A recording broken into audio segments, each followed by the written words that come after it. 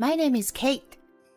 Ever since I went to my high school reunion, I've been influenced by the conversations of those around me about aging. I'm 31 years old, and I'm starting to be conscious about anti-aging and detox. Today, I want to share a story about my life detox that took place 2 years ago. My husband of 2 years, David, was 2 years older than me, and he was a very experienced IT engineer. He was the so-called elite who was in charge of system construction and security development of popular applications, and I used to work under him. Well, I left the company when I got married. IT engineers are, for example, if there was a system failure at a client's site, they would be called out even in the middle of the night and urgently handle the issues.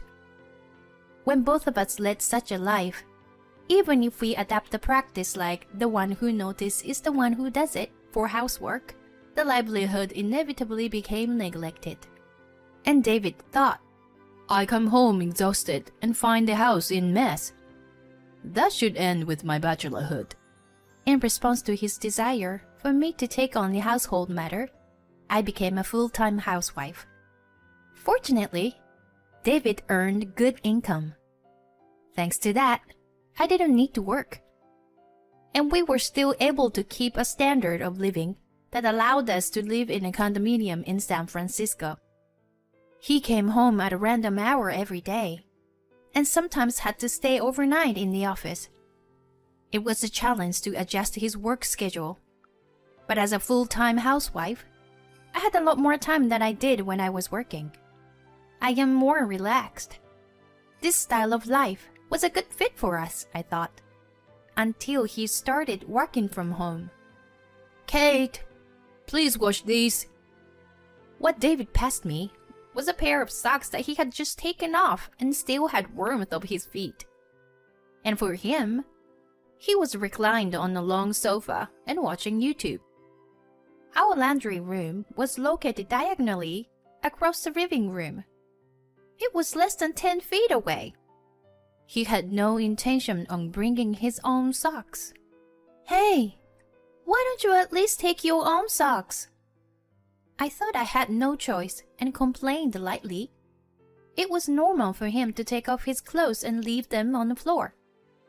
In the morning, his pajamas were left around, like peeled skins.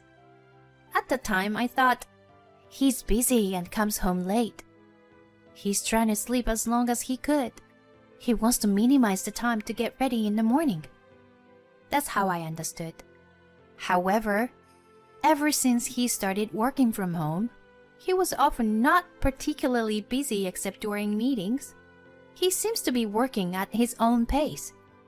In addition, his work did not require him to go to the office as long as he had the PC. Everything could be done at home. In short, he was home all day, every day.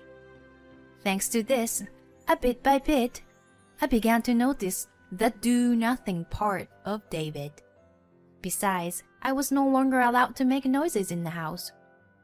Once, not on purpose, the door slammed quite hard. At a time. Shut up! Don't you have a consideration? Yelled David. Wondering if he was working, I fearfully looked at the screen of his computer. It looked like he was just surfing on the net. I honestly had no idea what he was so irritated about. I apologized. I'm sorry for making so much noise at a time. Some people dislike loud noises. It was a fact that I made a noise. So it was my fault. But in addition to making noises, he ordered me to wipe his keyboard, clean the bathroom every day, and put on my makeup no matter what. He was so focused on the smallest details. It was like a movie of the olden days. Like the other day, "Why haven't you polished my shoes?" he accused me. If he needed them for work, I get it. But he was just going to the deli to buy a magazine. No one would have cared about the unpolished shoes. And they were not even that dirty to begin with. If you cared so much, do it yourself, I was thinking. But I was too lazy to talk back to him. So I suggested him to wear his sneakers. He was reluctant. Better than dirty shoes. He put the sneakers on and kept complaining as he left. Before we were married, David wasn't so picky that he could care less about dirty or clean. When I visited his apartment, where he lived alone, I found not only the leftover from his takeouts, but also unexplainable used tissue papers all over the place. It was close to a messy room. There was a mysterious rule. He was particular about the placement of his TV remote, but I was never blamed if I misplaced it. He had just put it back where he wanted, and that was it. By switching to work from home, I had never heard of people changing. What had happened to him? Does COVID affect people's personality too? I watched the news from a different point of view. Well, work from home can't be for long. I'll just have to be a bit patient. I didn't worry much about it. But David's company showed no sign of ending work from home. On the contrary, there is no need for programmers to come to the office. Just work from home except for sales. So he was told. David was not in charge of sales, so basically, he was going to be home all the time. Thinking back on it, working from home without a boss must have been comfortable and liberating. Since he got the extra time, he started to notice the details in the house, and as a result, his demands for me must have increased. Lunch is ready! When I served him lunch, he blatantly frowned. Oh, come on. I had just been crammed in a hard work, and I get such a crap for lunch? Crap? I wasn't gonna let him pass on this one. Staring at the carbonara. It was his favorite dish. I made the sauce myself. I put a lot of time and effort, and he called it crap. Carbonara was crying. I'm making good money, you know. Serve me a Wagyu steak or something. I work from home and don't even have a chance to go out for lunch. Okay. I'll order in tomorrow. And you pick whatever you want. I was upset, and I started eating the carbonara first. In a situation like this, it was best to just let it go. If I cared, I lose. What? I have to choose? That's right. I don't know what you want to eat. Even if I choose, you would say, no, this is not it. David became emotional at my rebuttal. You know what? Why don't you show a little more devotion? Don't you have an affection to cater to your hard-working husband? If you want an instant energy booster, how about glucose? I asked with a straight face, and he retorted, You have no respect for me. To begin with, you are 2 years younger than me. You don't even show your support to your husband. You're trying to humiliate me. How are you humiliating your own house? No way. I was twirling carbonara beyond the limit of the fork. Since I've been home, you've slacked on your chores. And you've been lousy with me. You need to take better care of your husband. Okay. I do care a lot. I was too annoyed to argue, so I blurted. Okay. Good. Be more attentive from now on. He made a makeshift meaningless comment as he went back to his piece. It's so frustrating, but let's have carbonara. Unexpected 2 portions. I'm already full, but I'm gonna stuff myself. No! Suddenly he yelled. I was so startled that I almost choked on my pasta. There's no coffee! What the? Coffee is in the usual place. There's some left over I made earlier. It's cold, so put it in the microwave. I didn't think I said anything strange. I always took what he left in the pot. But he was like, "Are you telling me to drink a leftover coffee?" And gave me an outraged look. "No, just put it in the microwave." "You are unbelievable. You're living on my money. You would never have gotten married if I didn't exist." He groaned after his insults. "I really did marry." Snap! I heard something pop inside me. I see. Living on your money. I was told to focus on the housework. I was just doing my job. You are useless even though you have the money. So full of himself. The disconnected line in my head automatically restored itself, and the plan I had prepared just in case was now starting. "Okay, put your mug down. I'll make you another coffee." When I told him, he replied, "Great, just so you know," and held out the mug. I took it and went to the coffee maker. He was so engrossed in his screen that he wasn't looking at. I quietly poured the cold coffee in the mug. "Here you go." At the same time as I said it, I tipped the mug over his head. Droplets of black coffee dripped from his hair. He was silent for a moment, not understanding what had happened. "What?" He turned to me, mumbling, What are you doing? My PC is wet too." "Milk is coming." I cut him off and drizzled coffee mate on his head this time. "Oh my god! It's in my eyes! Stop! Stop, Kate!" "I am so glad you were pleased. Here's the sugar."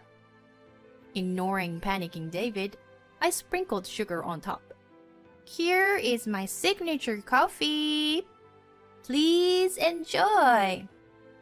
I teased him like an annoying waitress, stretching out the end of my sentence. "Ew! Stop fooling around. I'm all sticky now." "I'm so glad you pleased. Please, enjoy this too." "Wait, what?" With that, I opened Skype on my phone and sent a video to an acquaintance. "What are you doing?" David was dumbfounded. It was understandable. He probably didn't realize. In fact, I had a camera installed in our house to keep an eye on my beloved cat. She was like my own child. I felt at ease when I could see her while away. And the camera recorded everything David had done and said since he started working from home. I had lost patience with his increasing demands with each passing day. I saved the recordings, just in case. It showed David yelling at me for not meeting his ridiculous expectations and denying my character. It recorded his abuse that were totally against the latest laws and regulations. It may be unnecessary, but... "Mommy, David's feet are freezing." The mama's boy calling out to his mother with the thumb in his mouth. Was also vividly recorded that it was shameful. Certainly, there had been behaviors that made me suspect mother complex. It was exposed by his sleep talk to the light of day. He wouldn't have been able to deny. All of this data was sent to my ex-colleagues via Skype. They work at the same office as David, in other words, his current subordinate. In a short time, a series of incoming Skype calls came to David's PC. "I don't have time for this." He reluctantly answered the call. "Hey, David, what the heck is this?" As soon as the line was connected, the guy on the line sounded puzzled and lost. He was my ex-subordinate. "What? What is it? What's wrong? I don't get it." "Well, Kate sent me some kind of video." "A video? What did you do?" He took his eyes off the screen and asked me. "No clue. I guess you can find out yourself, can ya?" After such an exchange, he opened the file that had also been sent to him. Mommy, I like my pudding with sweet caramel sauce. David was sleep-talking as he hugged the pillow and drew. What the heck is this? His face was burning and squealed. What do you mean? You're pretending to be a pudding critic. I replied with a smirk. Stop being a jerk. You know what's gonna happen. What's going to happen? What are you gonna do to me? You and I are going to be strangers from now on. Can I take it as a threat? He made the dumbest face I'd ever seen, like a goldfish gasping for air. Don't you realize what's going to happen? I'm saying I'm divorcing you. You and I are now strangers. What are you going to do to me, stranger? There's no way you can decide on divorce alone. Oh my gosh. Are you still saying such a thing at this point? Have you changed your mind about leaving me? I'm sorry, but I'm not your mommy. My husband exclaimed at my words. Enough with making fun of me. I'm not making fun of you. You demanded me to take care of you like mothers do to children. Once again, I am not your mother. So, I'm leaving you. David was agape, unable to argue. I married the wrong man. I'm leaving you to start my life over. Goodbye. I gave my last words and left home with my cat and a few belongings. 2 years have passed since then. After the divorce fiasco, David contacted me for a while. With a woman like, I want to get back with you messages, our divorce was finalized. After that incident, I got in touch with my ex-colleague. I was told that the video was spread throughout the company, and David is still feeling ashamed. I was also told that he is called Pudding behind his back. He's no longer working from home and comes to work every day looking shabby. Because he didn't need to do any housework for a while, leftover takeouts and plastic bottles have accumulated his apartment. He apparently whines that the damage over a divorce is slowly spreading. He deserves it.